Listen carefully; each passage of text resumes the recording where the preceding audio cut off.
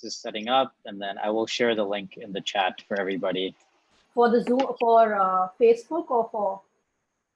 It's going to be a YouTube one, and then I'll put it on Facebook. Raghu, you already shared the YouTube link, right? Raghu, we are already live on YouTube. I would just make sure, Raghu, you're highlighting the speakers so that whoever's talking is highlighted. Yeah, it's only showing people who have video on. But you could then highlight speaker view, and this so that you just show, okay. Yeah, I'll do that. Yep. Or you could spotlight people. You would spotlight video. Got it. All right, guys. So I'm gonna. Here's the link. Will start? We are already live, Raghu. Since a while back. So I've shared that link on the chat. That's it. So should we share this on Facebook also then, Tyasha? Yeah, I'll just add it on that post itself where we had made the announcement, okay? Yeah, just give me a second. I'll put it on my thingy as well.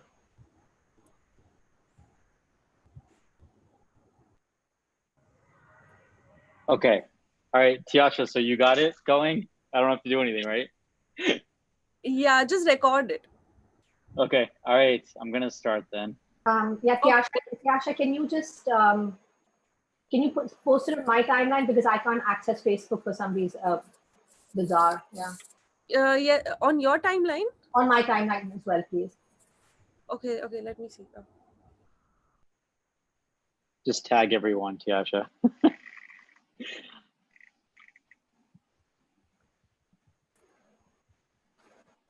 Okay. All right, Nina, you can start whenever you like. All right. I am so excited to be having this conversation with such a stellar panel, because I feel it's the perfect mix of mind, media, mindfulness. I think because I know everybody over here kind of meditates as well. And I'm even more excited because it's Daan Utsav, India's biggest festival of giving, which is happening from the 2nd to the 8th of October. Neelu, I'm going to start with your introduction because I feel, you were one of the first people who believed in my story. And after you had me on Rajya Sabha TV, the way people looked at me just kind of changed. So Neelu is a senior anchor and veteran journalist who's worked with a number of news channels from CNN, IBN, to Z News, Aaj Tak, India Today, Rajya Sabha TV, Swaraj Express, Satya Hindi, covering topics from politics to economy, international relations, and health issues. She's done a lot of work in the mental health space. Very grateful to you, Neelu, for all the work that you do. A pleasure, Nina. Shira, thank you so much for joining us. Shira Lazar is a Canadian TV personality, actress, writer, and video blogger who resides in LA. And recently she started, so she already has a platform called What's Up Trending, which is very well known. And recently she's launched a platform called Peace Inside Live, which is all about mindfulness, meditation, and movement. So Shira, it was such a difficult job. Looking at your Wikipedia, there was so much to cover. And I was telling Raghu, I was like, how do I know? Hilarious. Yeah, no, you don't need to do that. We don't need that. We need to hear from everyone today, not about my Wikipedia page. Yeah. Richa, thank you so much for joining us. Richa is a psychiatrist and an actress, a theater and a film actress. And so she's based in Bombay right now, and she sees her patients at night in the US, which I find really cute and exciting. And Raghu is a psychiatrist, and he's the founder and CEO of the Minds Foundation. He's doing insanely impactful work in both rural and urban spaces in India and the US. And I'm so excited that we could do this together. And I really don't know how he straddles the multiple time zones with his team, but kudos to you, Raghu. Yeah, I think maybe we have to talk about self-care a lot next after this. Yes. I hear you, I feel you, I sense you. And a bit about myself. I'm a well-being crusader and a mental health advocate. I was responsible for setting up the well-being platform at Business World. And yeah, that's just about all for introductions. And today's topic is about how the media portrays mental health. Media portrayals of those with mental illnesses often skew toward either stigmatization or trivialization. Consequently, all forms of media, including television, film, magazines, newspapers, and social media, have been criticized for disseminating negative stereotypes and inaccurate descriptions of those with mental illness. The media has a huge role to play in how we view and experience mental health. So today we hope to dive into what it is and how we can change the negative portrayal of mental health in media. I'm going to ask each one of you a bit about yourself. Shira, I'm going to start with you. So could you please talk about your own mental health journey, the social, environmental, and cultural elements that played into your upbringing, and how you made sense of your mental health growing up, and how this kind of played into your career and why mental health for you? Oh my God, that's a lot of heavy questions. Well, I am Canadian, so I think that definitely not growing up here in the States, like growing up in Canada, there was a sense of feeling very progressive and open. And I'm obviously white and privileged, and I came from, I would say, a good family compared to probably some people. So in that way, I had a good head start, and I want to acknowledge that, right? Of course, there was some mental health issues in my family. I was very fortunate. I think my baseline, I was always a very happy kid. Like I always had a glass half full mentality. I was optimistic, whereas I think that not everyone, even with their privilege, had that. So I was fortunate in that way. I think the first time I really felt like I had any sort of mental health issues. Well, when I went to college, I remember crying a lot at different points. And I think at that point, at different points then, I wondered, oh, what's healthy and what's unhealthy? Like, when is this something that I need to take notice of, right? And I actually didn't go to therapy until really more in my adult life, like in my 30s. I'd gone to therapy when I was younger, like a psychologist, when I was having some issues when I was in elementary school. But I kind of skipped over this whole gap of my life where, because I was just an optimistic person, I think I had this assumption, and a lot of people did, that I was just always like a positive, happy-go-lucky person. I could handle it. And I think now looking back, there were a lot of things that I probably was doing that I was very much not aware of, that wasn't necessarily working for me or others in my life. There are patterns and routines that started then to unravel as I got into my 30s, and probably didn't deal with those things. And so my 30s, they started showing up, right? They bubbled up. And specifically and I don't want to make this too long because there's other people here, but I'd lost a pretty big job with a major news organization here in the US, and it was very public. And that was when a lot of, I think, my issues that I never dealt with or focused on came out full force. Issues probably with, I never was an addict, but probably abusing alcohol a bit. Issues of infidelity, which stemmed from probably a bit of like a sex love addiction. And I hate to say that because that could be questioned by depending on what therapist I talk to, the idea of addiction or abuse. But I think I was definitely indulgent in making decisions that weren't necessarily the best for me or for others. And I had to come to terms with that. And in losing that job, I think, and everyone thinking my career was over, it was like career suicide. It was the first time I felt like, oh, I could see how someone could be suicidal. Like, I felt like, why did I work so hard at everything if this was my destiny? And like, it was like my life came closed, like kind of closed in on me. But I was fortunate to have a support system to really support me in getting out of that. And then through my own personal growth journey and going back to therapy and really focusing on, I would say, mental health mixed in with spirituality, I've been able to figure out those tools to support myself and my own process. So Shira, I noticed something on social media recently that you posted, which was super cute, about it being 2020 and that you're only going to date people who are in therapy. It's so important to be to reflect. I mean, it's, I hear you, I'm with you, I agree with you. People, that was very controversial because one, and I'll bring this up, there's an accessibility factor to that. Not everyone can afford therapy. Mhm. And so I don't necessarily, it's not about cutting out people that are in therapy and paying certain amounts for these things.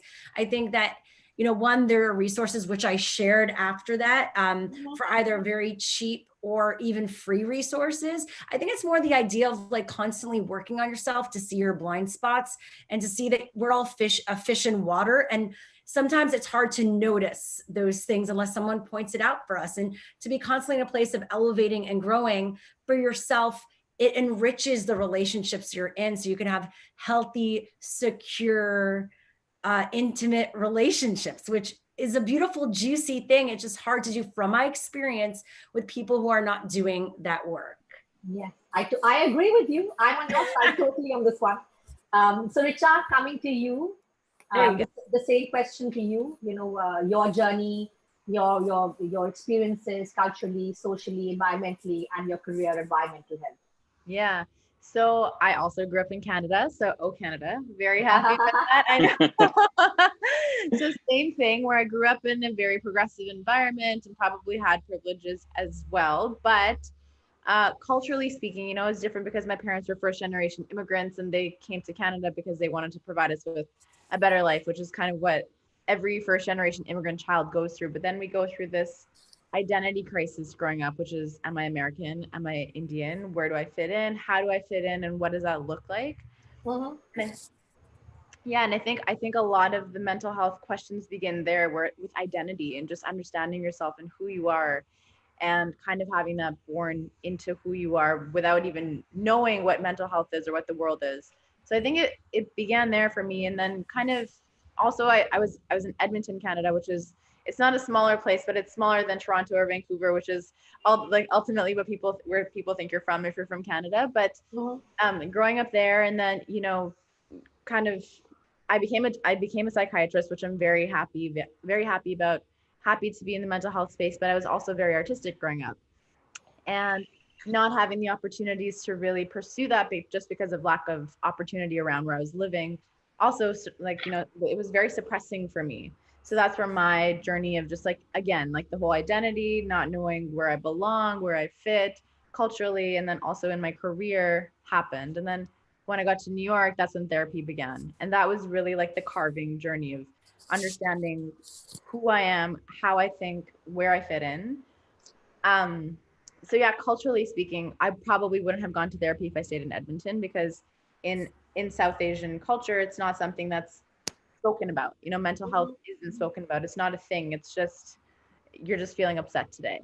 So I learned about that because I was involved with people and I had conversations with people to understand why I was feeling the way I was feeling. And then that led me to places like therapy and life coaching and other avenues like spirituality to kind of understand that side of myself. And yeah, so that's how I was there. And now in Bombay acting. So I'm getting to explore all sides of things because I went on that journey, because I wanted to understand and kind of know more about who I am and why I Lovely, lovely. Thank you for sharing. Neelu, I'm going to come to you and ask you the same question. Thank you so much, Nina. And it was lovely listening to Shira and Richa. And honestly speaking, I'm not a very mental health kind of a person to be, I mean, sharing with you very honestly. And I grew up in Allahabad, which is a very small town, and in a convent atmosphere, and in an era when mental health per se as an issue wasn't taken very seriously, where you were told by the families, by the relatives, by the people around that, oh, don't talk about mental health too much. You're not a pagal, you're not a crazy. And, that was the kind of environment in which we grew up. So mental health wasn't too much of an issue at that time when we were growing up in school, because convent schooling was more about, in our era, about, being moralistically correct, and, that kind of an atmosphere where people didn't talk too much about mental health. But I think developed my mental health sensibilities only when, after I lost my dad. I was very young when I lost my dad. And then I realized that it does mentally impact you. What is happening in your family, what happens in your career, the way people treat you. I think mental health revolves around that. And when I came into my journalistic career, that was in early 2000, And then when I started with interacting with the people on the ground, going to do the stories, that's when I realized that people were going through so much of mental stress. I grew up in a family where people were trying to make me secure. And at that time, I actually didn't realize that mental health also is a part of your well-being. And, it's such an important component of your life. It is equivalent to almost like any health issue. I didn't realize at that time. But only during my career days, I realized that mental health is actually an important aspect. Uh, After having working with all the channels and doing different kinds of stories, uh, I never thought that I'm going to take up mental health so seriously. But as I grew up and advanced and developed more myself as a media professional, I realized that to develop the sensibilities related to mental health is very important. Like, for example, if you go down to a village to cover a story, uh, knowingly or unknowingly or inadvertently, you end up hurting the sentiments of the people over there by asking them brazen questions, which might just hurt them. So, during those times, I realized it is very important with the kind of questions you shoot out when you put out a mic and ask a particular question. You can either be insensitive or you can be sensitive. And that's where I think you make a difference. Uh, Even during the COVID times, the kind of coverage we see on the media, and also, like, for example, the latest is this Hathras rape incident, which is making waves in India. And if Raghu, and I'm sure everybody is watching what's happening in India right now. Nirbhaya happened in 2012, and now we have another rape incident. And look at the brazen insensitivity which is being portrayed in the media, and the kind of videos which are coming out. So, that's where I think the media makes a lot of difference. And in my capacity, I have tried to make that small difference. For example, I recently had launched a program called Boonde Oski. And this program was revolving around the issues around the children who are living in the remote and tribal areas of India, where you don't have easy accessibility. So, I'll come back to you because that's my question for you. That how do you handle topics that are sensitive like this? So I'm just going to finish the introduction. So Raghu, the same question for you, and Nilu, you're right after. Yeah, sure. Yeah. Raghu, Okay. So yeah. This is a difficult question to answer in some ways, but I think the thing is that we are all born with mental health already to start with, and it's just a matter of when we figure out how it's affecting us, right? So for me, I think that I basically my father's a scientist, and he wanted me to get involved quite early with doing research. So when that opportunity came, I was about 12 years old, and I had an option of deciding where to work. And so I was fortunate to grow up in Boston, near Harvard Medical School. And I had chosen to work with a neuroscientist, actually, because to me, for some reason at that point, I was still already very fascinated by the mysteries of the brain and, what makes us human. And I think I've always been attached to the human experience. And, my parents grew up in India and they moved to the US, but then I actually did live in a pretty small village, my mother's village, called Unapur, which is about 6 to 8 hours north of Hyderabad, from 1.5 to about 4 with my grandparents and uncles. And so now as a psychiatrist, it's interesting to think back to how that period of time might have affected me in terms of attachment or even the experiences that I had and kind of what makes me me.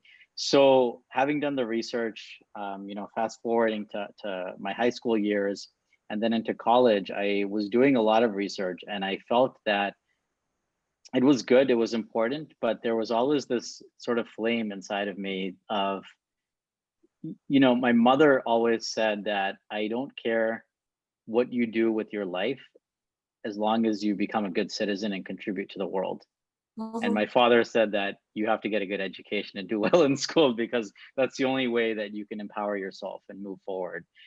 So I focused on those things and I had this flame and I was getting a bit tired of not seeing the impact on people who I was seeing really suffering. So I actually went to Bihar and I was working in Bihar for a few months in 2009 to 10.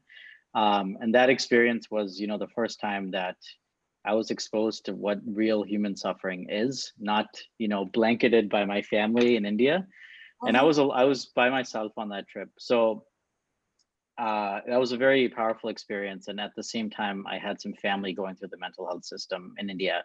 So being exposed directly to that, and that really drove me. And the reason that I chose psychiatry as a field of practice is that I am obsessed with stories, and I get paid now to listen to stories and to try to help guide people to their goals and their passions. And it's that human experience that makes us who we are, and how we're unique, and how we can contribute to a collective. And so that's kind of my journey through it. And yeah, we all have mental health. It's about our journey on how we discover what it is to us. Yeah, I'm just fascinated, Raghu. Each time I look at the Minds Foundation page, I'm just blown away that you started it when you were in college. I'm just like, what the hell was I doing in college? I don't even remember college. I don't even remember college. Okay. I mean, I had fun too. Yeah, you had fun too, but you did like such meaningful work. It began then. I mean, so you sort of set the seed then. So I'm so happy to know you, Raghu, really, honestly. I'm very, very proud of you. Thank you. I feel the same.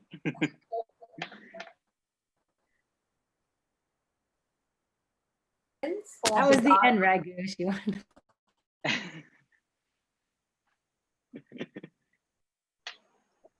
So Neelu, yeah, when any violent or bizarre act happens, many people are inclined to label the perpetrator as crazy. Although the criminal may have a mental illness, automatically assigning the label crazy does a great disservice to people who live with mental illnesses every day. And this happens on a regular basis in the media. So for me, Neelu, you represent the media, and you're one of the few journalists who handles mental health very, very sensitively. So I want to understand that how do you ensure sensitivity as you approach the subject of mental health in the work that you do?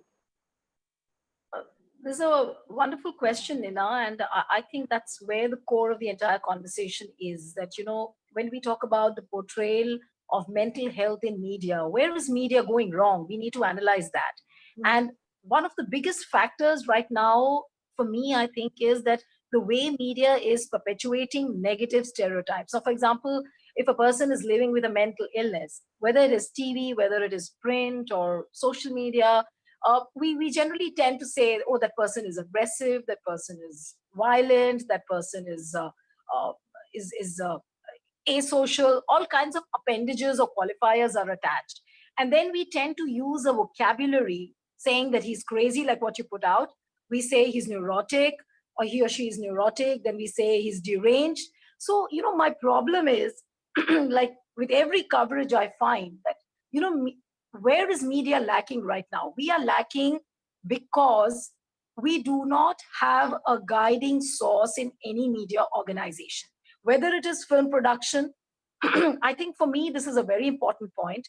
And I would like to give this as an input to the INB ministry as well. Like, for example, in schools, if we can have a counselor to counsel the students, then in a film production unit, why can't we have psychiatrists to give his input?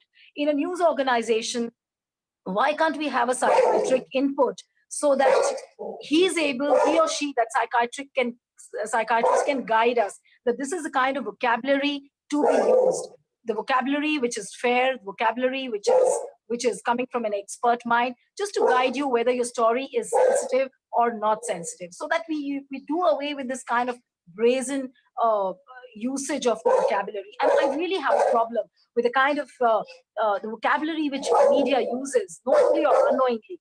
Of course, the mental health law debars you from using words like pagal and all that. But still, film production, sorry, my dog is there. Yeah, just. So what I'm saying is that we really need to have a psychiatric input right now, whether it is film production, whether it is news organization. And until and unless we have this kind of a usage of vocabulary, it will continue, and it will continue brazenly. So I think this is something which needs to be taken up very, very seriously right now. Nina, can I just add to that real quick? Nilu, you're speaking to my heart. Oh. I think that, the words we use are the most powerful tool that we have in fighting the stigma, right? So I just wanted to bring up one point. There's the University of Southern California Annenberg report from 2019, which showed a number of things. They examined the top 100 grossing films and 50 popular TV series. And what's important to note here is that the prevalence of mental health conditions among the audience far outpaces the characters that are depicted on screen, right? So this actually presents a distorted view of the world for those who live with and thrive with mental health conditions. And their stories aren't represented well in popular media. And thinking about violence, 46% of film characters and a quarter of TV characters with mental health condition are shown with aggressive behavior. But in reality, most people with the mental condition don't actually have violent behavior in their life. So this depiction of danger with mental health and that association, that needs to change. And so, Minds Foundation has been working on developing a toolkit or a test for media that films depicting mental health need to go through. So it's something that's in progress, but I completely agree with you. I mean, this needs to come from top and bottom. Yeah, sorry to butt in there, but I just wanted to make another point. That there's, I think we need to introduce a mental health course, a basic course for the journalists who are upcoming, and also for the budding script writers. I think if that is made as part of the curriculum, we would be doing a great service to mental health. Because when we talk about the portrayal of mental health in media, where are we going wrong? We are going wrong with our depictions. We are going wrong with our projections, the vocabulary we are using. I have a major problem with that. And that is happening only because we are not taught about mental health in the initial years. So if we can include that bit as part of some kind of a training in the initial years for the journalists, I think this sensibility can really improve and the projections and the portrayal will really improve. Over to you, Nina.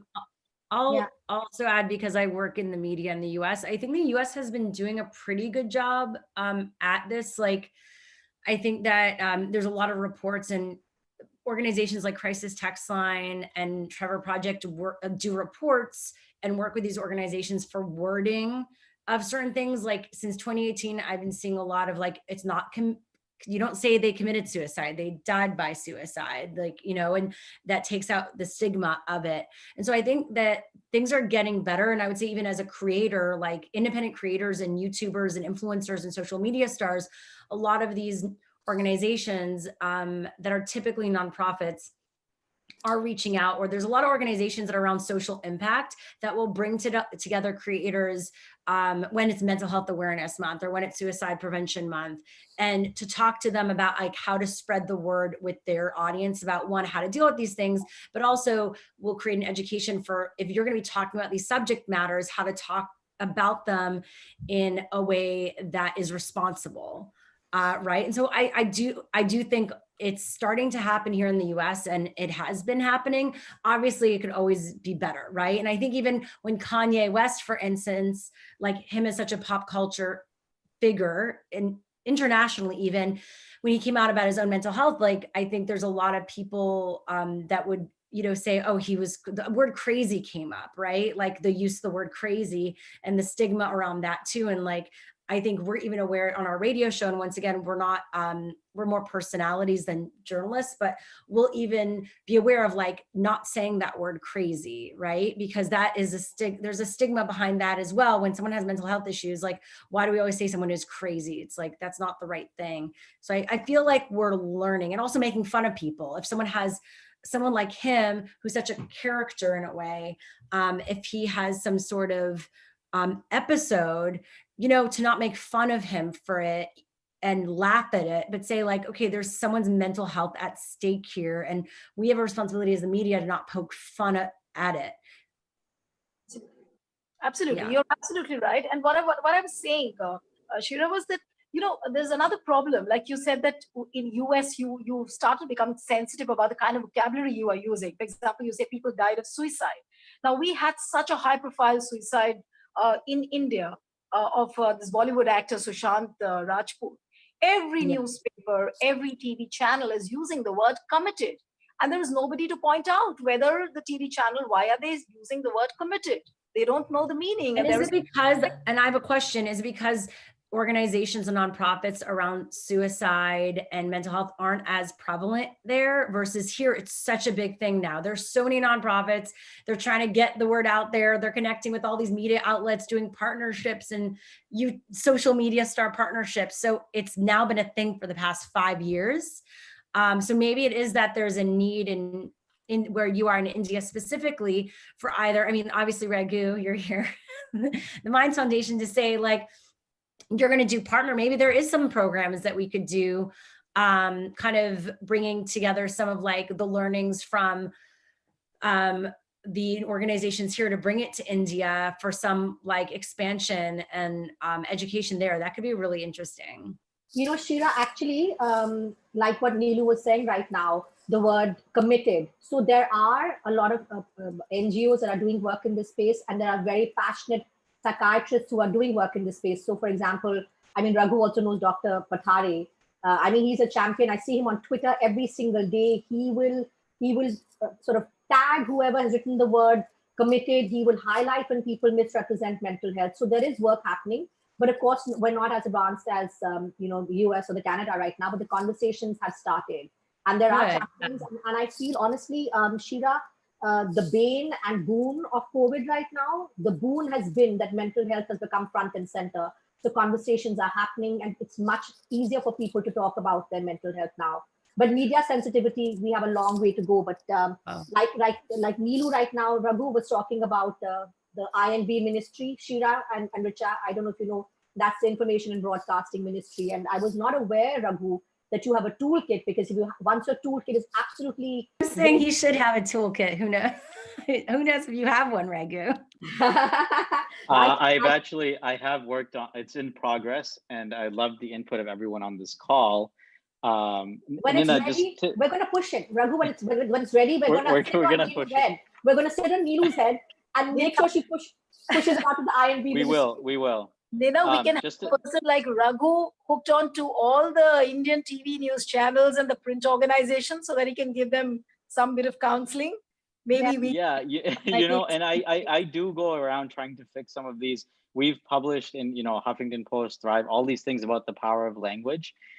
What I will admit to, and I think, you know, Richa, you can maybe add to this, is that even mental health professionals, not everyone has changed their use of the words like committed. Right. And so as people are picking up on mental health right now, Shira, right? Everyone with COVID has realized mental health is important. People are jumping on the bandwagon. It's a sexy topic to get behind. But the problem is the majority of campaigns that get recognition because they have marketing dollars behind them, they're not necessarily led by mental health professionals, which is not a bad thing. But what it does mean is that they might not have the full mental health literacy and language. And so it's our role as professionals to join hands and forces with them. And that's what needs to change. That wall needs to break down. And just kind of, you said about having someone in-house to do that. Like, I know with television shows like House MD, they actually hire television doctors who sit backstage and educate you and teach you the proper vocabulary so that you don't misspeak on television. But like Raghu said, with psychiatrists themselves, you know, I know when I started residency, there was a big in just languaging, and we were being taught initially what is right and what is wrong, and kind of what informs society and informs people and labels people in certain ways, because there was this but the way that people would even label someone with mental illness and say she's the schizophrenic or she's depressed. But it's not that, then that becomes their identity. Then it says that if I was diagnosed with schizophrenia, I am a schizophrenic, that means that is who I am. And that's not what it is. So just simple things like that, like labeling someone that then becomes their identity, simple things like that, which we do need someone like Raghu to come in and make a rule book for, you know, and just hand out to people. So I think it's an opportunity though to do something like that, having a conversation like this and recognizing the importance of that and the vocabulary to educate one another.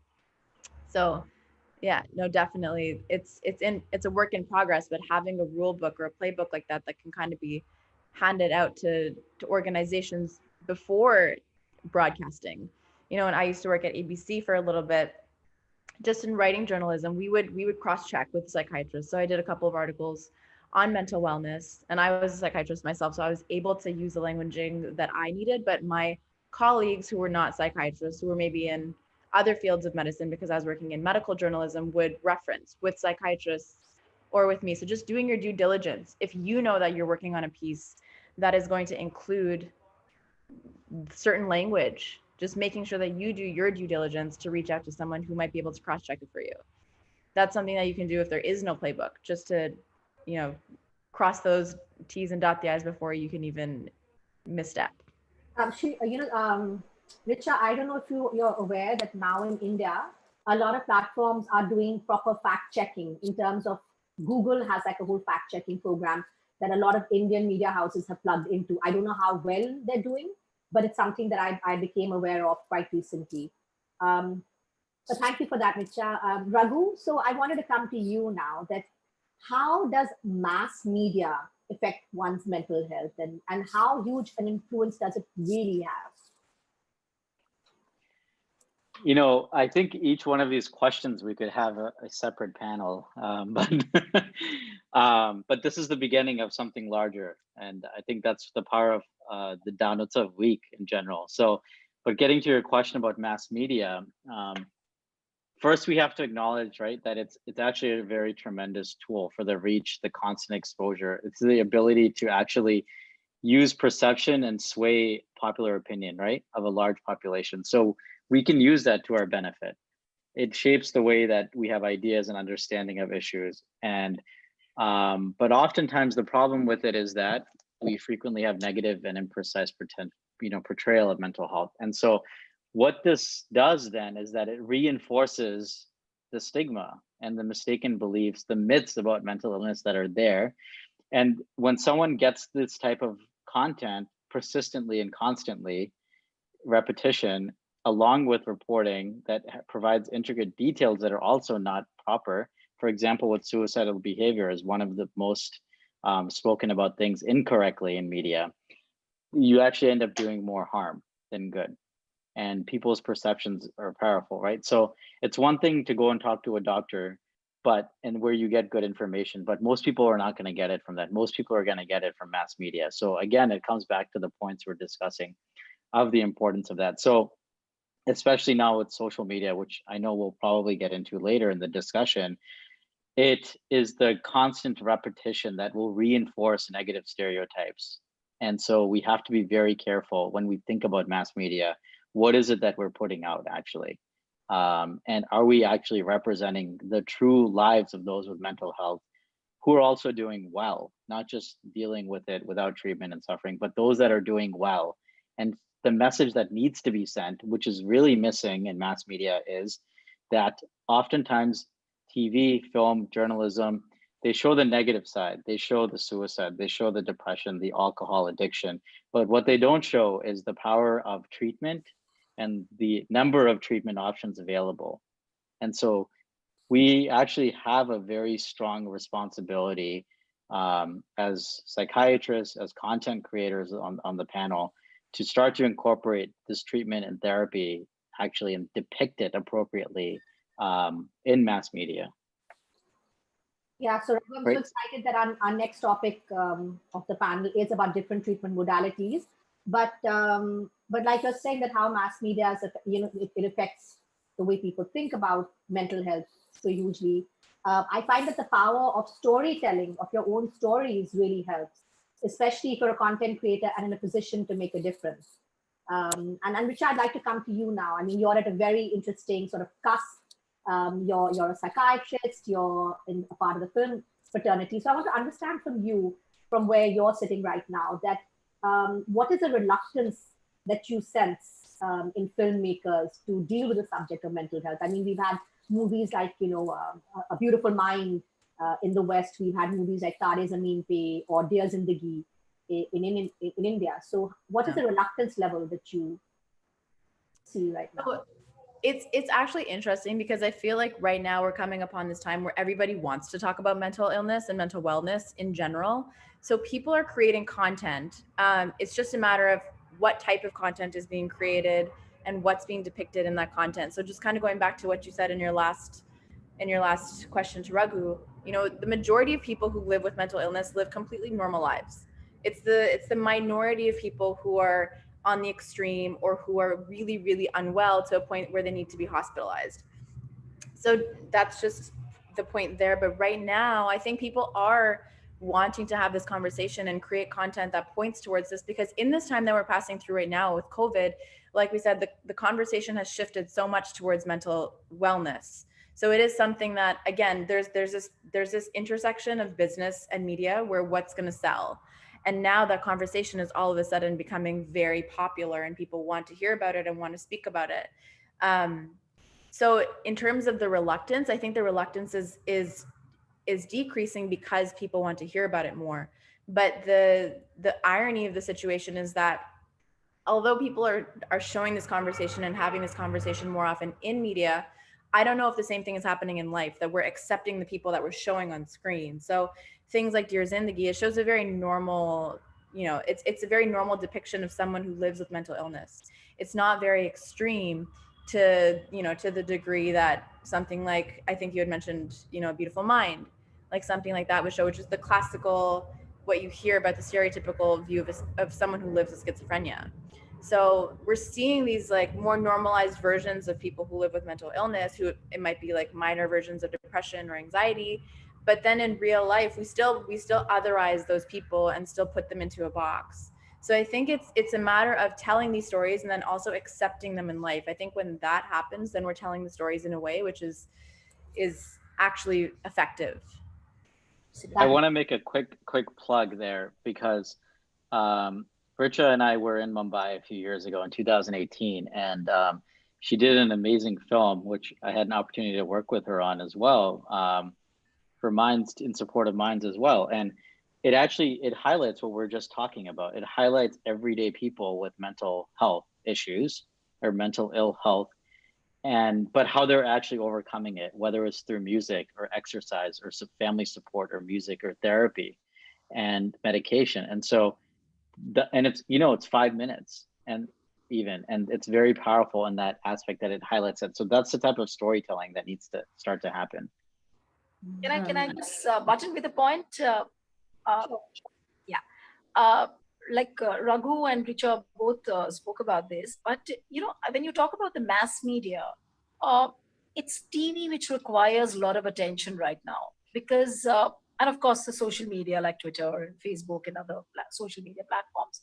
Because if you see the way print is functioning, print is more tolerant. They are more rooted to what is needed actually when you project mental health. I think print is more rooted to the reality, they are more sensitive, but TV and social media is where it needs attention. TV is less tolerant. Or even films. I'm sorry to use that word, but yes. You're saying more, is it sensational? They sensationalize it in a way. So it becomes like you're a character that has depression, or you're a character that has anxiety, and you become this extreme portrayal of it. So what I meant to say was that we need to bring about a balance between what is newsworthy and what is emotionally arousing. And if we can weave these 2 points with a good vocabulary, with some sensibility, I think we'll be doing a great service to mental health. And this is what is lacking, especially in India, with the awareness level is not to that, you know, when you compare it with countries like US, like what you said, Richa, Shira, that, you know, so much work has already started to happen. But here, the awareness level is very low. We need more discussions like these with Nina, with Raghu, Shira, Richa.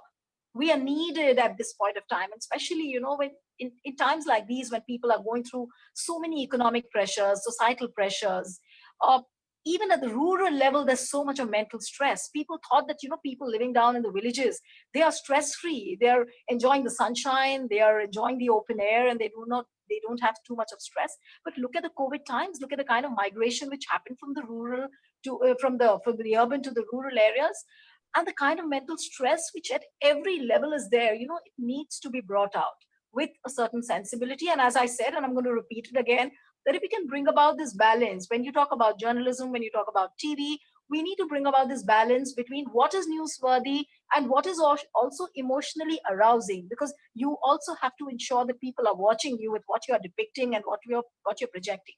So if we can bring out the balance with that vocabulary, I think that's where the key to success is.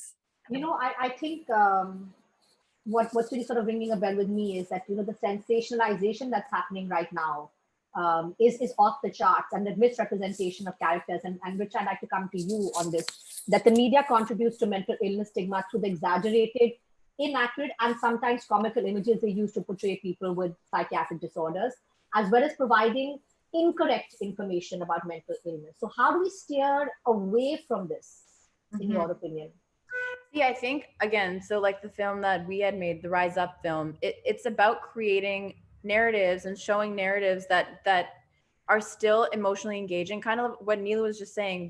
What is that bisection where you still have emotional arousal and you're not over sensationalizing something? That sweet spot is really what we have to find in storytelling. And I think right now with this sensationalization and this characterization of people who live with mental illness is what we think the sweet spot is, but it's really not. So we just have to dial that back a little bit to tell stories that are more based in reality, like we did with what we tried to do with Rise Up, was tell stories of people who are living very normally and who are dealing with their mental illnesses in whatever ways that they are, but navigating lives beautifully still and living like any of us would.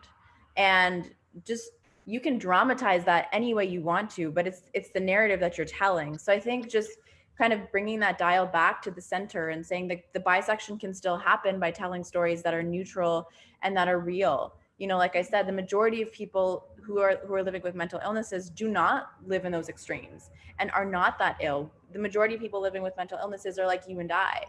So instead of focusing on that outlier of the people who are very, very ill, focusing on the majority of people and telling those stories instead, and creating that emotional, the dramatization that you want within the mean rather than the outlier. I think that would be the key. Richa, you earlier used the word othering, sort of otherizing, you said. Yeah. And now I'm telling you what I've been observing on social media largely is that there are no others, because everybody now, because of COVID and because mental health is such an acceptable kind of, like Raghu was saying, a pretty topic right now, everybody seems to be sharing their stories. Yeah. Now, how mentally ill we all are is a question mark. But I think the whole point of otherizing now, I think people should start realizing that there are no others actually, and I think, yeah, it's normalizing it, right? Like, I think that, or I hate to use the word normal. I think everyone's on a spectrum and there's no normal. Absolutely. And then we all realize, like, we have different baselines, we're in different spaces, and we get to be more compassionate to ourselves and others around that. Yeah. Really. And I think, and just like what you said about right now, everyone is kind of finding an opportunity to come out with their story and recognizing that mental wellness is relative to your own life. And right now, in some way, every single person is experiencing some kind of change or stressor in their life. And whether or not it qualifies as a mental illness, it qualifies as a mental stressor. And navigating that situation, navigating that space and understanding that, like Shira said, it's a spectrum. It may not qualify as an illness, but it may qualify as a stressor that impacts your life. So understanding that, and that saying someone is mentally unwell versus experiencing a mental stressor, they're on the same spectrum. Yeah. And having empathy for that. Yeah. And I think oh, sorry. Yeah, Raghu, you go. I was just going to add, mine is a little bit over 10 years old now. And the reason that I founded it is the fact that, Nilu, you mentioned people often think folks in villages are very happy. Now, there is something about being happy in simplicity, but we started Minds with that intention of working in villages, actually, in 2010. And we started in Gujarat. And the thing that I learned very quickly is that we all have mental health. As Shira mentioned, the spectrum is something that we all talk about quite a bit. And at any point in life, you're at a different point on the spectrum. And it's healthy to have those different points. It's healthy to cry. It's healthy to fear. It's healthy to be scared. It's healthy to be happy. You shouldn't always be positive and have this toxic positivity environment from social media, which I know we will talk about soon, I'm sure. But what I learned quickly is that mental health has no boundaries. We all have it. Mental ill health, mental stressors have no boundaries. It doesn't matter if you're living in South Mumbai in wealth. It doesn't matter if you're living in Dharavi in poverty, or in Nepal or the US or India. We all get affected by it. And all COVID did was it uncovered the pandemic that was already at play. So now, will people continue to recognize mental health as being important when certain things go back to normal, if they ever do? That's the question that we have to think about. Absolutely. I think COVID, I mean, that's the brighter side of the COVID, I can say, that people are more open towards talking about mental health. They're coming out with stories. But I think when we are talking about mental wellness, in this pursuit of mental wellness, media does try to omit a lot of specifics, and we tend to overgeneralize things. So I think we should not forget that. There are so many manifestations of mental health. And when media is projecting or portraying, I think we should focus on different manifestations as well. Like Tarizami, for example, which Nina mentioned about, that was one film which mentioned so much about dyslexia. And people had not heard, at least in India, people had never thought of a disease like that, or maybe a condition like that I could use. So I think we need to include more specific manifestations of mental health. I think that's where also media is lacking. And in fact, TV is lacking a lot. Print, you do find off and on mentions about these specific manifestations, but TV and journalism, I think, is where, and also social media, I think we need to focus a lot on the specific manifestations. Yeah, I was going to say, Yes. that's why, and I know we have a question.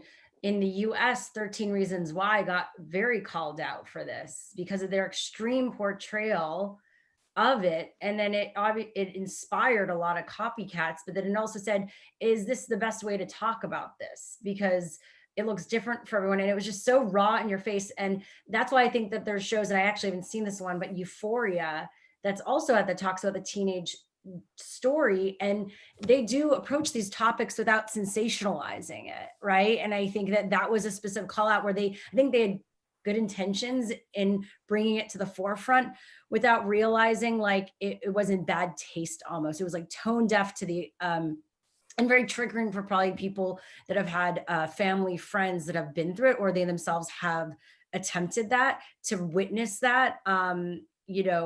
Yeah, it was somewhat irresponsible actually. And I think that was a reality check for a lot of producers and actors and filmmakers and storytellers for like what not to do in the future as you approach this topic, to be honest.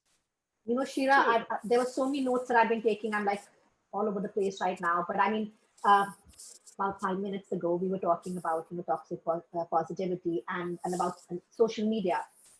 And I'd like to come to you because you started your platform quite recently called Peace Inside Life, which is about mindfulness, meditation, and movement. And you, as an actor and an activist, have a lot of social media presence.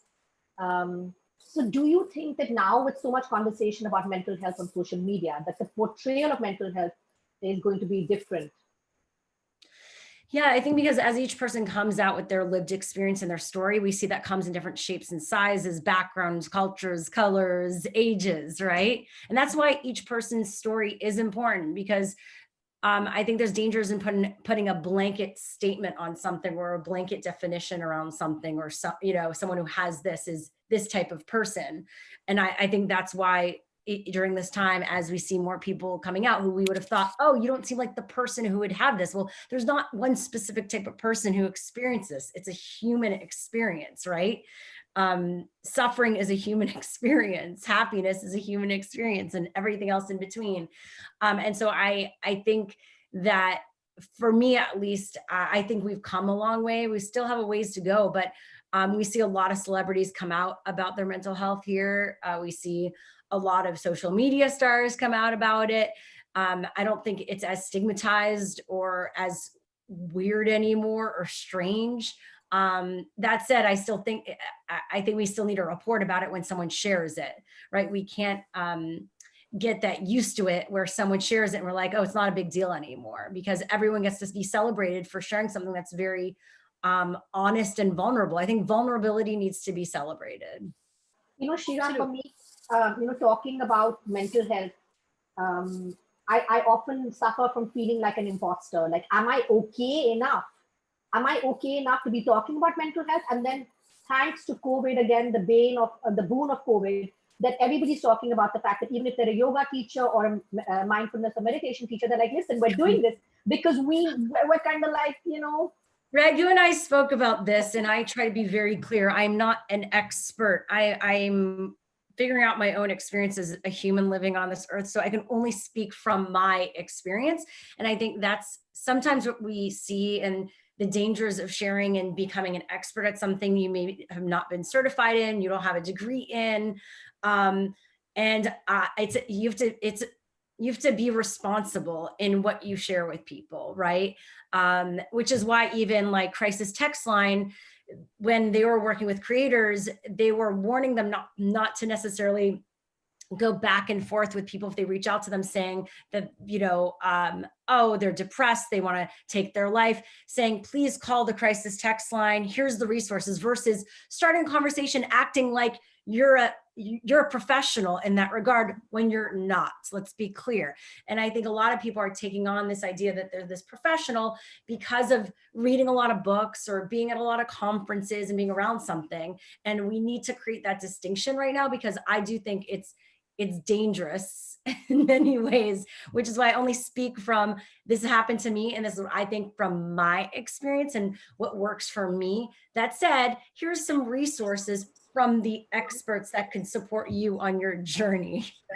So that Yeah, Can I Shira, just make a point? everybody wants to talk right A lot now. of people It's a wonderful conversation and it's happening so impromptu. I was listening to what Shira was saying. If you just look at the journey of mental health in India and elsewhere in the world, I mean, thanks to COVID again, and I think this is another brighter side on which we should harp on.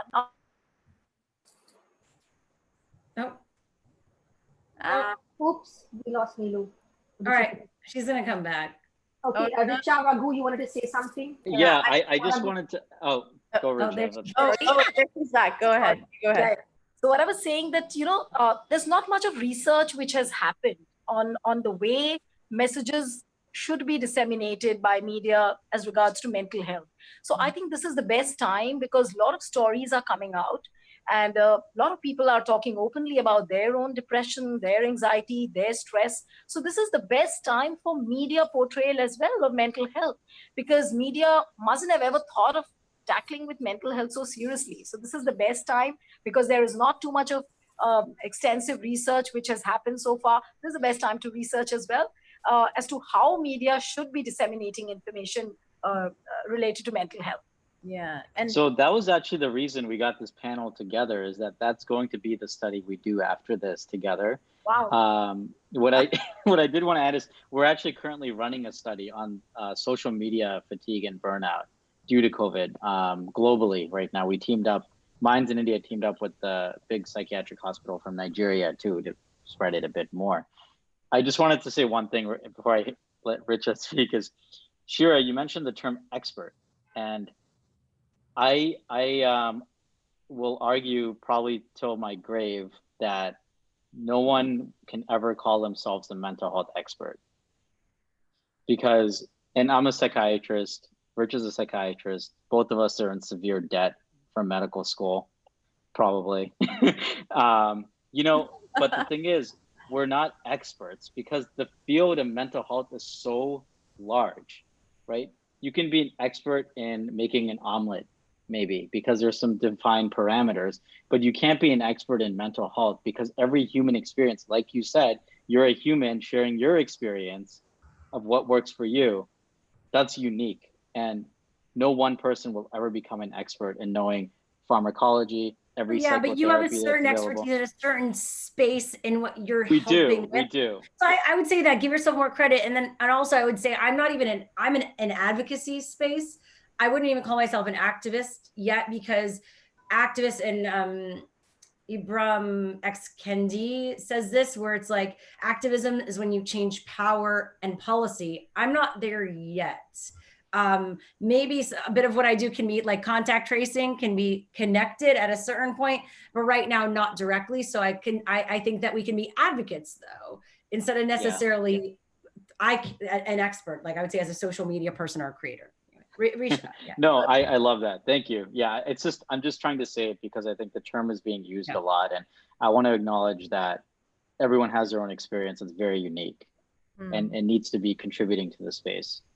Richa, you wanted to say something? Just speaking to what Shira was saying earlier, about the conversation and having resources available, I think it's a great thing that we have the ability to have this conversation in general and that people feel comfortable speaking about mental wellness. And I think that this conversation needs to happen more often. And if we have an opportunity where people who are advocates or in that space are open to having that conversation, I think it's a bonus for us because more people are speaking about it. So I think then it comes down to recognizing, like Shira said, when do you need to refer out? When do you need to say these are the resources? And if at minimum, people who are in that space of advocacy are holding a platform or having a space to have that conversation, recognizing when is it dangerous? When should I refer out? When should I have resources? So if there's space for collaboration where, right now we know that this very specific moment is happening where this conversation is taking place more often than not, how can experts chime in and say, here are some resources, or here is a space. These are keywords that if people say these words, or if the conversation is going in this direction, refer them to someone, give them resources, or even just preface with that before you begin. Like Shira was saying, she says, I'm not an expert, but like, if it gets down to it, these are the resources, but in my lived experience, this is what I can share with you. I think it's important to say that, but also like holding the space for that conversation is a beautiful thing right now that we have so many people. Go ahead. So we have a question that's come in that, that thoughts on people in social media who post, who give help in social media, giving counseling or motivation without any formal training. And this is something Raghu, I wanted to ask you offline, but it's come over here. Somebody else seems to have posed this question. Is that, for example, a lot of people have been asking me now, why don't you do workshops? You can charge XYZ amount of money. And I've been feeling that I'm not qualified to do that. But so what are your thoughts on people disseminating information without the qualification beyond storytelling of their personal story? Yeah. I believe it was a few months back, and I might have spoken to you about it. Nilu, you might know about this, and Richa too, is there was someone in India, I think out of Mumbai, and she was charging for counseling sessions actually, and she had absolutely no credentials or licensing in psychology. And there was a pretty intense email sent out to all of the major NGOs in the mental health space. And so that's how I found out about it. And it was quite concerning because we all have our experience, like Shira mentioned, and it is very helpful to many people who can relate to you, and you can offer a lot. But the thing is that once someone becomes vulnerable and starts to share their story, if you don't have the skill set and how to navigate that, and when to know that someone needs serious help, needs to be hospitalized, or whatever the barriers are, you actually take on somewhat of a liability and responsibility. And it's very unpredictable which direction a conversation is going to go. And this is actually one of the dangers potentially of, if you are a major influencer and you start to offer these types of services, if you're getting messages, you don't necessarily, maybe you're so busy and swamped that you might not get to them in time when someone needs help, or the conversation gets to a point where you don't know how to handle it. So it's a bit concerning in that space. And then there's also a lot of folks who are offering these workshops like you're mentioning, and they are charging a lot of money, and they do have something to contribute to the mental health space. Actually, they do. I agree with that. We need them. We need their help. But commercializing something like that can be a bit dangerous unless they acknowledge very, very, very clearly that mental health is a wide field. The wellness space is huge, and that what is the role of a coach, a psychiatrist, a therapist, a mindfulness teacher, a yoga teacher? They all have different roles. They all have pros and cons in the space, all of them, even the psychiatrist and the meditation teacher. So as long as we educate society about the spectrum of mental health and the spectrum of treatment options that are available, and people are very clear on what their roles are in that, then there's a benefit to it. But the issues come up when it gets a bit out of hand, and people don't know the difference, and they don't have the mental health literacy to navigate the differences of where to go for help at certain points. I think the two words literacy and the spectrum are very important, and the fact that Richard earlier mentioned that sort of very clearly supply the resources if your story is not enough or your experience isn't enough to support somebody going through a very difficult time. And I think Raghu, you probably know in India how much of spiritual counseling is happening, how much of life coaching is happening, but defining that spectrum, it's so important, because there's so many people I know right now, especially during COVID times, who are offering services. I mean, every second person, if not every person that I know is offering, hey, you know what? You can pay me 3,000 rupees an hour and I will talk to you. Yeah, it's true. And everyone, actually, everyone should be actively listening. That's something that we can all do to help each other. But Shira and I were actually having this conversation, I think, a couple of days ago. So yeah.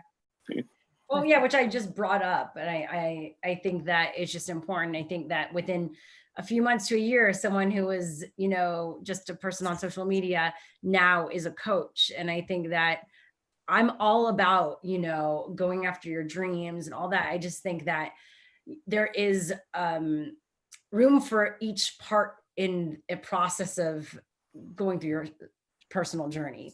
Like I had someone who wanted to be my coach, and I was open to it. And then I got a therapist, and this coach didn't want me to go to therapy. And then I wonder why.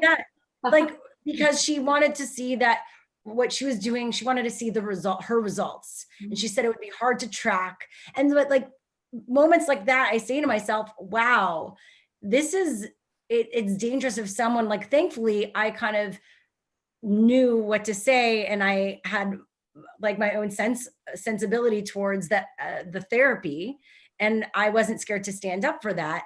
But for other people who don't have that confidence, maybe they would have been like, yeah, you're right, I've always needed therapy and wanted therapy, but I'm going to listen to you because you're my coach. And I get worried about people that are in those vulnerable positions, and if people take advantage of that because there's a bit of ego involved, right? In them being a coach or something. I quite agree. To look out for. What? Yeah, absolutely. It's a very significant point, Shira, you made here. And, this again, boils down and back to the main core of the discussion today, which is portrayal of media portrayal of mental health in media. Now, it'll give rise to stories like quackery in psychiatry. And I'm just thinking about that. It's just a wild imagination, because more and more stories are coming out. People would maybe caricature the psychiatrist, as has happened in the films, especially Indian cinema, where we've seen there's a negative portrayal of the psychiatrists. And they are shown as people who are neurotic, they are self-absorbed, they're not very caring. So, these kind of stories would maybe, would see plenty of stories like these. So I think we'll have to just it's safer to go to someone who's maybe a life coach than saying I'm going to go to a therapist, because it's almost but people that go to therapy are really need help, and their life's falling apart, and I'm an executive, I'm a leader, my life's not falling apart, I just need guidance, right, to break through the next stage. And I think that there's room for everything. I just hope that we don't create these walls around these things that are really important, right? And we understand where those things can help us versus hurt us. Yeah, Shira, I mean, I completely agree with you. I think there is actually space for all of these, and all of them can actually work together, because I have one of each. I have a psychiatrist, I have a psychologist, I have a healer. I mean, I have that's where all my money goes. I mean, my mother asked me, where the hell is your money? And Mama, that's where it goes. Yeah, they're personal growth tools. Yeah. Sorry. Yeah. And the thing is that people forget is that it's easy to say, this is working for me, now I'm going to be a coach and give it to others. But you have to pause and think, what is it that you're doing? You're allowing yourself to go into someone's deepest, darkest parts of their mind, body, and spirit. And you don't know what's going to come out. And so if you don't have the training for that, it can get very dangerous. And so intention is also very important when it comes to this. Yes, I mean, Raghu, I've observed, I mean, I've done a bunch of workshops, and when you do shadow work in a group, you never know what's going to emerge. You really never know. But you know, I'd like to come back to you again, you know, addressing your social media kind of positioning. That social media is an agent of change, but today there is so much toxicity on social media. So in your experience, because you have WhatsApp trending and you have Peace Inside Live, what kind of content do you think that people really enjoy?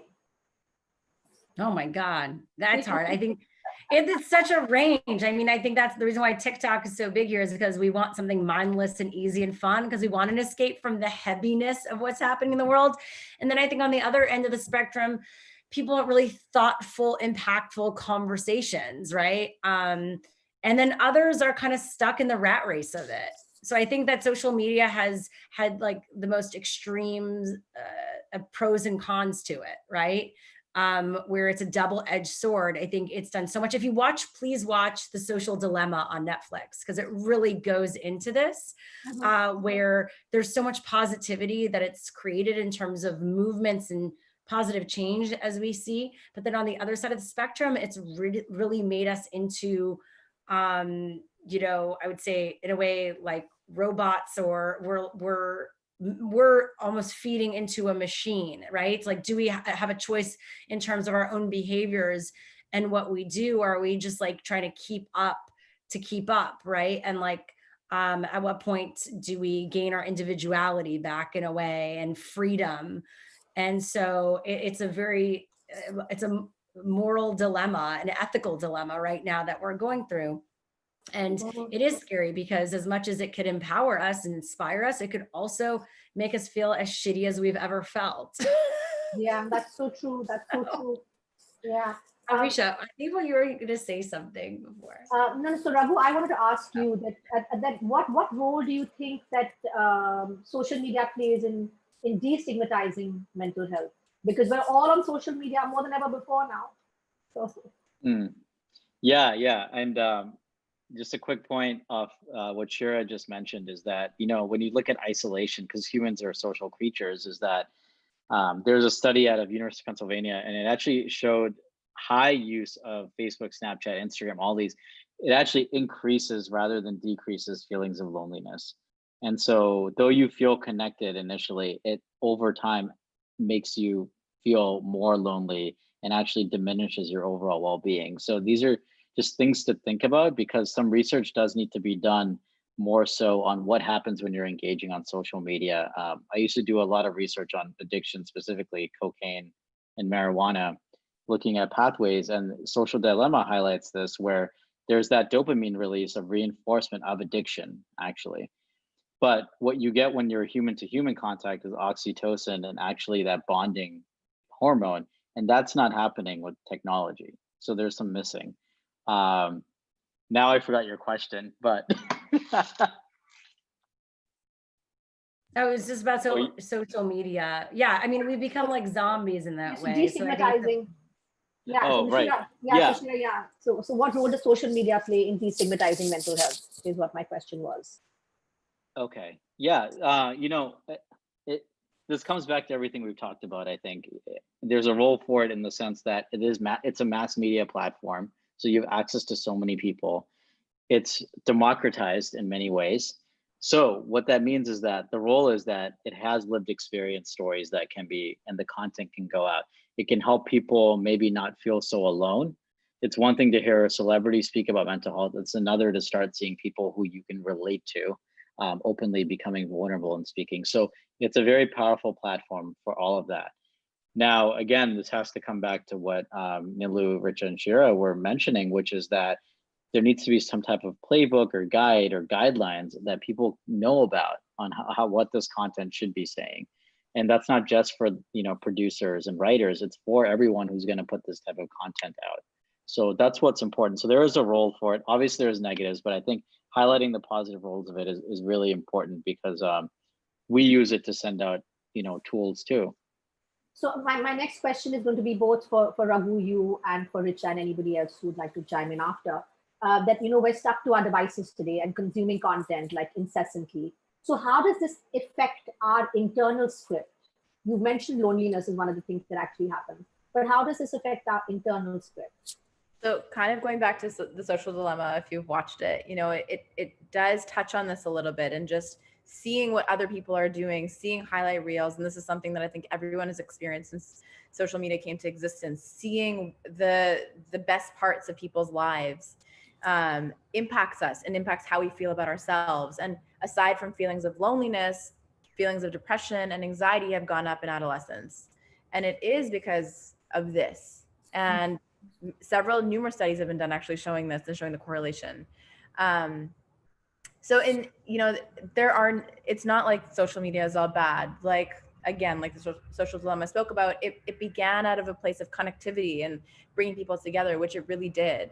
And it created a space where you could collaborate and have conversations. And aside from doing that, it is that double-edged sword where there is the beauty of the connectivity, and even doing this and having a Zoom, like through COVID, having panels like this. But then on the other hand, also just seeing the flip side to it, which is a lot of things that you then aspire to, but then sometimes there's this unrealistic expectation of what you would like to be or should be. Like these filters that are coming up on Instagram, that like I saw there's like a cute face filter, and it's literally just this. So actually one thing that's happened is that since these filters have come out, there have been people who have gone into plastic surgeons and said that I want this filter on my face. Wow. References. So just that, and the idea of what we think we should be, that's been changing because of social media, is what we think we should look like. So yeah, and it's like, if you think about it, we always had access to that through TV and film, but I think with social media, it's that on steroids, right? It's like in your face, 24/7 accessibility. It's just so different. It's at a different level, which causes more people to go in for like facial surgery to look like these filters. They did see a correlation, which was so crazy, with when Facebook launched and smartphones and all that and accessibility, and literally suicide, including 7 to 12-year-olds, I think, which was, or I don't know specifically that age range, but it was like 7 up, which was horrifying. Right. And so it really worries me about the future and like what we're all doing, while we're providing all these tools at our fingertips, what are these platforms doing to take responsibility for these shifts in behavior? Because they have a responsibility. So Raghu, I want you to talk a little bit more about social media and the effects of, social media. Sure. On adolescents. Yeah, responsibility is important. So then we will come to you after that. Yeah. Okay. Yeah. So, basically, I think the effect of social media, this is important to think about in youth, given that India has the largest youth population in the world, which is very powerful. So first of all, some of these points were mentioned. Richa, you mentioned, though social media is a powerful tool, it provides this inadequacy about your life, right? Or your appearance. And even though we consciously know that a lot of what is presented on social media is manipulated, it still subconsciously affects us, right? It makes us feel insecure. It makes youth feel insecure. It starts to have them compare everything to each other. And even the dissatisfaction and envy you get scrolling, you still do it because then you become addicted to it. Then there's this fear of missing out, like the FOMO, right? Which we had before, but it was a little bit harder to check up on things. But now it's like every single second or a few minutes, you can pick up your phone and get an update. Whether you're driving or sleeping or whatever it is, you can do it, and you end up missing out on real world relationships. And so this is really key to think about, because as a kid and as a youth, a lot of how you develop is actually through human connection and relationships and interacting with each other on sports fields and clubs and activities like that. But if you're stuck and glued to the device, you're actually inhibiting all of that development. And so that's really important. And just a funny story on that. I was at a bar a few years ago in Boston, where I grew up, and I was going to get a drink, and I looked to the left and there was a girl there, and she was on her phone, and I literally saw her go through at least 4 dating apps swiping, and the place was packed. So it's like, why did you even come if you're going to be glued to your phone?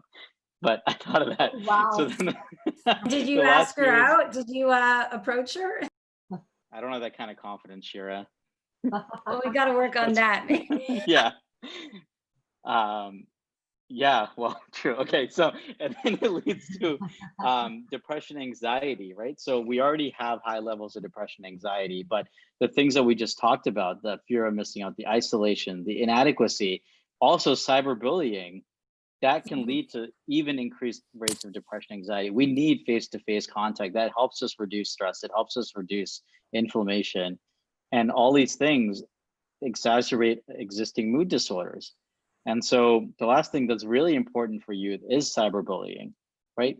The last numbers, this is pre-COVID, at least 10% of teens, they report being bullied on social media, right? Or having actually been subjected to offensive comments. That's 10% is huge, guaranteed that 100% underreported, basically, right? That's an underreported number for sure. More people are being bullied. It's happening even more now with COVID. And rumors start very hurtful. When we grew up, we didn't have smartphones and social media. If you got bullied to your face, right? And it ended when you went home. Now it's nonstop. Good Lord, yeah. So, and then the last point I'll just make is the self absorption that can happen, and that actually ends up causing you to be more self-centered, to actually distance you from actual real life connections, right? So there's very, very important things to think about, and heavy use of social media at the end of the day, it actually unmasks a lot of underlying issues of stress and depression, and just makes your mood and overall mental health even worse. So it's just very important to use it as a tool in your toolbox, and just make sure you're conscious of it and how it's impacting you. Yeah, But don't let it Raghu, control you.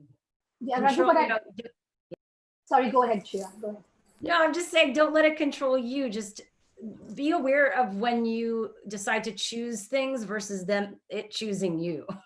Which is kind of again what the social dilemma goes into, which is the other side of the coin, that technology at some point their aim is to see how long you can spend on their creation, and that addiction factor comes into it, and before you know it, you're spending your entire day on your phone because of the addiction factor. So yes, we have this responsibility to ourselves to try and balance it, but we also have to understand that this is happening to us, that we are becoming addicted to our phones, and that we are becoming addicted to technology and social media because that's how it's created. So understand that. So I mean, Richa, what I'm hearing from you also is that it's important to take time off then, right? Yes. To do a social media detox. It's so powerful, because I've done it, Richa, and the first 36 hours, I'm like, and then, but no, I don't have any apps on my phone. No, I don't have any apps on my phone. Yeah. It takes at least 36 to 48 hours. And I want to ask you, Richa, like Raghu was talking about adolescence, that what is the correct age then to allow children to be on social media?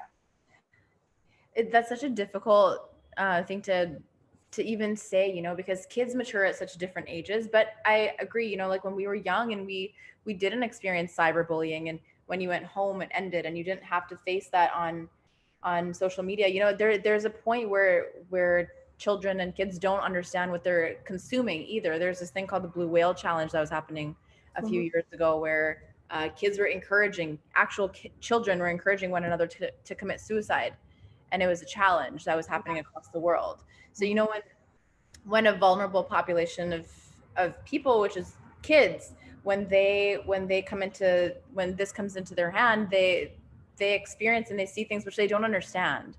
Sometimes they don't understand the finality of death and that you can't come back. That's also a thing, So I think it's difficult to say what age, because even, growing up in today's day, social media and technology in general does have positive implications as well for children, and just the learning capability. The fact that COVID is happening right now, kids are at home in preschool and on Zoom and just like navigating this space. It's great that they're able to do that and have the accessibility to this. But then like things like Instagram and Facebook, that kind of thing, I think before your frontal lobe is developed enough to understand what certain things like death and, not even just death, but have a certain sense of self. Before you have a certain sense of self, becoming really active on social media is dangerous for you, because then your sense of self can develop, like we said, through images of other people, or what we think we should look like, or we think we should be like, you know, so that happens much later in life. But I would say, you know, at least 13, I would say. That'd be My daughter's turning 13 next month, and she's been pushing me. Mama, but you said 13. I said, no, I'm lying, of course. Now I said 16. Well, you know what's interesting is also, you know, Richard just used the word committed suicide, and I think in this context, it's okay because the challenge was actually telling people to commit. Right. But I do want to acknowledge that since we're talking about the importance of language in mental health.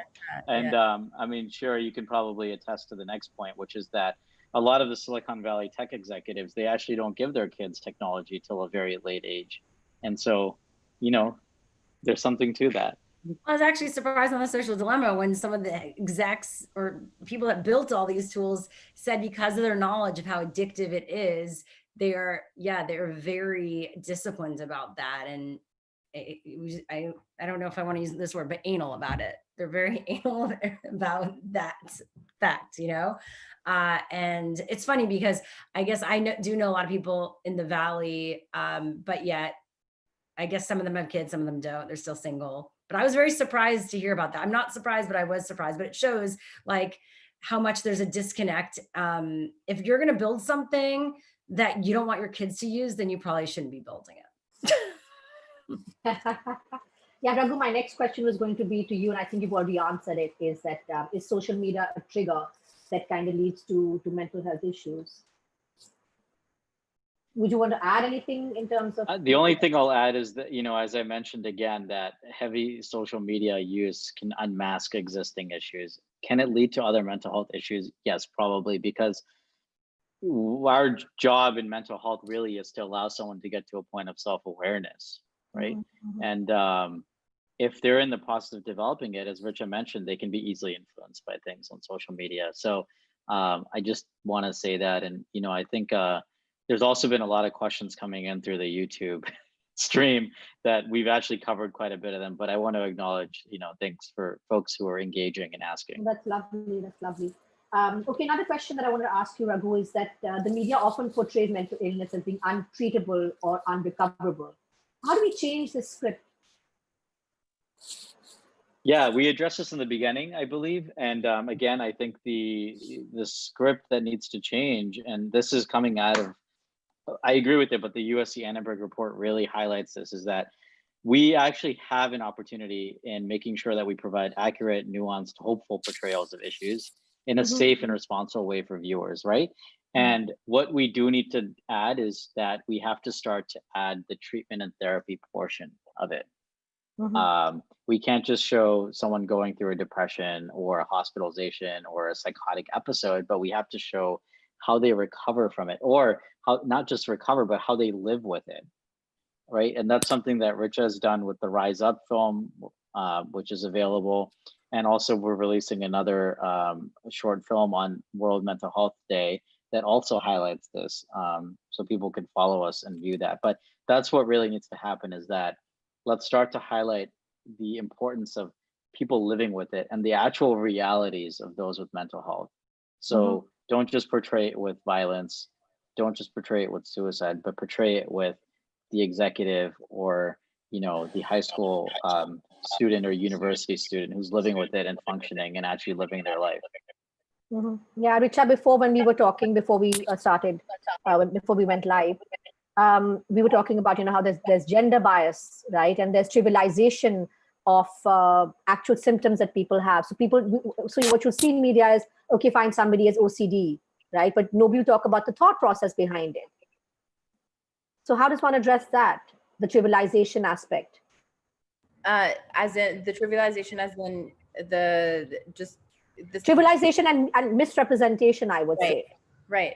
Well, it's funny because so I was actually working on this short film right now, and for a part of it, I had to submit dialogues or sentences that patients of mine could potentially say, or that I would see commonly. And you know, when I was writing, I was writing a different variety of a patient who might be depressed or might be experiencing anxiety, or might be hearing voices. And my initial instinct was to go to, okay, the most common scenario would be a female this age who would say this, or a male this age that would say this. And that was like, because I'd say female age this, and then I'd write a sentence. And then I had to go back and check myself, because I was like, wait, if I tell the story that's been told already, then we won't see the flip side of the coin. So then I went back and I rewrote every sex and the age of the person who was saying the dialogue to be something other than what I had put down. So something other than the norm, or what we see typically, so that we tell a different story. So we don't always see, the woman who is young and in like love and distress, like trying to end her life or take her life, or we don't see like the toxic masculinity and the man who's just raging with hormones. Like these things that we kind of see that become stereotypes. Stepping away from that narrative and telling a different story, and understanding that across the board, just because it's more common for one demographic to experience something, that everyone else still can. That it doesn't mean that only one part of the spectrum will experience it. But again, it is a spectrum. But that's right. I was gonna say also, that's why it's important to have experts, people that work in this field, plus those who live this experience in the writer's room. Yeah. I think that, so that you're not just creating these characters and dialogue based on assumptions of what you think this type of person is. And I think we're seeing that being encouraged more.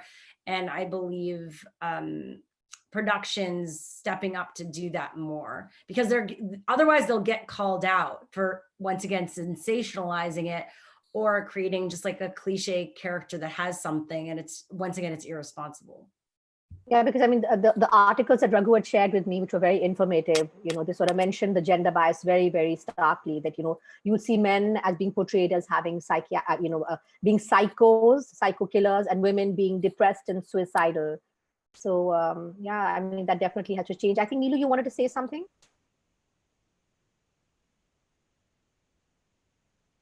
You should unmute, Neelu. How do I unmute Neelu? 1 second. Neelu, you have to unmute yourself. I haven't muted her. Yeah. Can you hear me now? Yes, can hear you now. Yeah. So what I was saying, that we have to refrain from generalizations, like what you were saying, that gender bias is there. Now, Sushant Rajput case, what has happened? There's shock, there's awe. Oh my God, there was an actor who was smiling, who was doing well, who was wealthy in life, and all of a sudden he's shown as a person who was suffering from depression. So of course there's gender bias. And this was one point I wanted to make, and also one bit where I wanted to intervene when you guys were talking about the social media, but I didn't want to disrupt your conversation, because it was so good to hear all of you. That, talking about social media, if it is an agent of change, and as Raghu was mentioning, that it has democratized the opinions to a large extent, but it has increased the toxicity level as well. And that's where we need the firewall, and media is not doing enough on that. And talking about the social media, I mean, Richa was mentioning about OCD. Look at the way #OCD trends on the Twitter, making a mockery of the people who are suffering from OCD. I mean, it's not always about cleanliness. It's not always about about perfectionism. It's oversimplified. It's trivialized. So I think that's where media is not doing its job properly, whether it's the TV medium, whether it's a print. Print, of course, I'm quite satisfied and happy with the way print is functioning, but I'm just not happy with the way TV, journalism, and social media is functioning. That's where we need to have firewalls. Now look at one example of how Bollywood is under so much of stress and anxiety. Why? Because media has portrayed that. Taking, for example, what is happening on the drug abuse case and the Sushant Rajput case. I mean, every second person is being summoned by the authorities, and the way it trends on social media, as if, it has led to so much of fear and anxiety in Bollywood. That is one particular world which is affected. And not that the thing is in entirety, but these are points which need to be highlighted, that whatever we are doing, no matter how we are projecting, it shouldn't be leading to so much of stress. It shouldn't lead to so much of anxiety. And as what Raghu mentioned, that yes, we need to check on ourselves as to how much screen time is enough, and where do we just need to say, no, it's enough of this toolbox, what you're having with you. Neelu, that was going to be my next question to you, what you've just answered right now, because Shira, I don't know if you know what's happened in India. Can you? So there was a very famous actor called Sushant Singh Rajput who died by suicide, or it's alleged that he died by suicide. So it's been completely sensationalized, and I mean his former, I mean his girlfriend has been summoned, and then what happened after that was that a bunch of it just opened up an entire can of worms about drug abuse, and now each and every celebrity from the film fraternity in India is being scrutinized, is being summoned, is being questioned by the Narcotics Bureau about weed. Shira, we live in a country where people are being raped, murdered. I mean, and the media is looking at weed.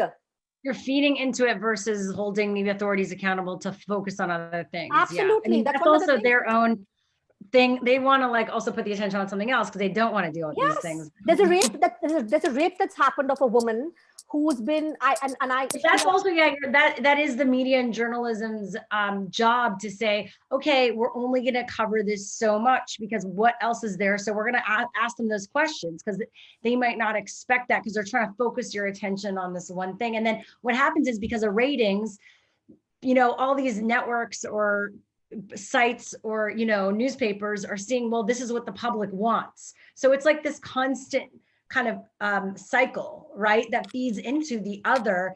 And then that's why in media or news, you need to have the people that deal with like what's happening on social media, and then you need to have the journalists that are focusing on like the things that they think are important to bring to the public. Shira, you need to have like the two focuses, or else then you can get lost, and then you're actually not doing your job. Absolutely, I agree with you. And I mean, I'm a huge advocate for this one actress in India. Her name is Deepika Padukone. She's one of the first Bollywood celebrities to talk about her mental health journey, and she shared it. And now, I don't want to use bad language, and I'm not going to, but I mean, it's really screwed up that people now are scrutinizing her, saying that because she smoked weed, or she allegedly is a drug addict or whatever, she's been put under the scanner, and her entire work in the mental health space has been put on the side. The fact that she has depression is now being questioned. It's ridiculous. People who've done good work are also. Sometimes I think you need the pendulum, unfortunately, swings to here so that you could find some sort of middle place. And like, it's unfortunate that the people who came out first are in the line of fire, right? That's what happens when you kind of lead the way in these movements, unfortunately, as people are trying to figure it out. And it is unfortunate because ultimately I think that hate and that bullying is from people that they themselves are unhappy. So it's kind of like, that's the unfortunate thing, because you could bring it up being like, oh, maybe there's some questions because of drug use, but to like put down everything she's done in her advocacy work is ridiculous because of just other choices. I just want to add on that. Raghu's alleged. You don't even know, right? It's alleged. I mean, it's alleged, but we worked with Deepika very early on when they started, and she's very passionate about mental health, and it's powerful, and we need advocates like that in the space. One thing I want to add is that addiction is a part of mental health. Yes. Forget that. And it's not a weakness. It's not something people are doing intentionally. Addiction is an actual diagnosed thing that has treatment options if it's addressed. So we have to address that, because the portrayal of addiction in media is part of this conversation, which is portrayal of mental health in media. Yeah. It's not pretty. It's not, I think we have this idea because someone has like their light on and they're doing it in their room, their confessional, like this process is not a pretty process all the time, right? It's not like a red carpet process. It can be messy. And I think that that's also a society, our own journey we have to acknowledge for ourselves, and in acknowledging it for ourselves, we can then acknowledge it for others. And just because you've said you've come through to the other side doesn't mean it doesn't come up again, right? You can relapse, there's so many parts of it. It's non-linear. And so that's just, I think, part of the education in itself, unfortunately. I think this conversation could go on for the next 5 hours. It's but I already think- 11 at night. Yeah, I know. My God, Shira, you're like kind of fading, and Raghu, I can see that too. But thank you so much, everybody, for joining. I do have one final rapid fire question for everybody, and it's one thing that I want to know from you: that what is that one thing that people can do to help change the way mental health is portrayed in the media? So, Rich, I'd like to start with you. That one thing. Rich, to unmute yourself. Sorry. One thing that they can do to change the way that mental health is portrayed in media is to not point fingers and just to normalize the conversation. So when they're having the conversation, actually, when we say it is coming from a vulnerable space, but just say it, and be okay with just saying it, because when you just say it, it just becomes a conversation and it doesn't become a thing that we're, trying to hide and we've been hiding for years. We're coming to a point now where the conversation is becoming common, but let's remove the stigma from it ourselves before we look at the other person. We judge ourselves before other people judge us. Yeah. And it is coming from a vulnerable space because we have made it that way, and so have other people. So let's normalize that conversation and just feel okay having that conversation. And also, for just the flip side that I just wanted to say quickly, as a viewer of social media, we also have a responsibility to not believe everything that we see. Like right now I'm wearing this, but I like, you think I look professional, I have shorts on underneath. Like, I have pajamas on right now. Exactly. Like we all like it's all deception and perception. And we need to also be smarter as viewers to know that everything that we see, we should not believe, and be critical of what you see and what you absorb. So those are the two things on both. So Shira, coming to you. That was so good. I was like, yes. I guess the first thing that popped up instinctively was to share your truth unapologetically with non-judgment, and that give that gift to others as well, right? And creating a safe space for others to share with non-judgment. Yeah, that's so powerful. That's so powerful. Thank you, Shira. Neelo, what is your one thing that people can do to help change the way mental health is portrayed in media? Your audio is not very clear. Is that to me? Can the everybody question is to me? The audio isn't very clear. Yeah, the question is to you, Neelo. Okay. So one thing which I would want to focus is that media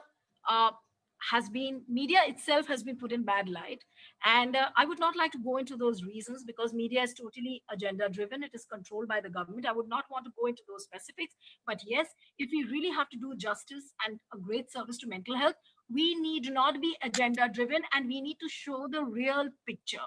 That's what media is not doing. And I'm being from the media fraternity, I'm pained to say that, but yes, media is not doing its job the way it should be doing. So if it's honest, if media is not agenda driven and it's showing the reality, I think we'll be honest to mental health. Thank you. So Raghu, I'd like you to answer the question, and I'd like you to sort of wrap up and do our thank yous. Okay. Before we put you to bed. Okay, that's not gonna happen. But to answer your question, what can media do to change the perception of mental health? Everything that Nilu, Richa, Shira, you've said, I 100% agree with. The one thing that people really need to do who work in media is to actually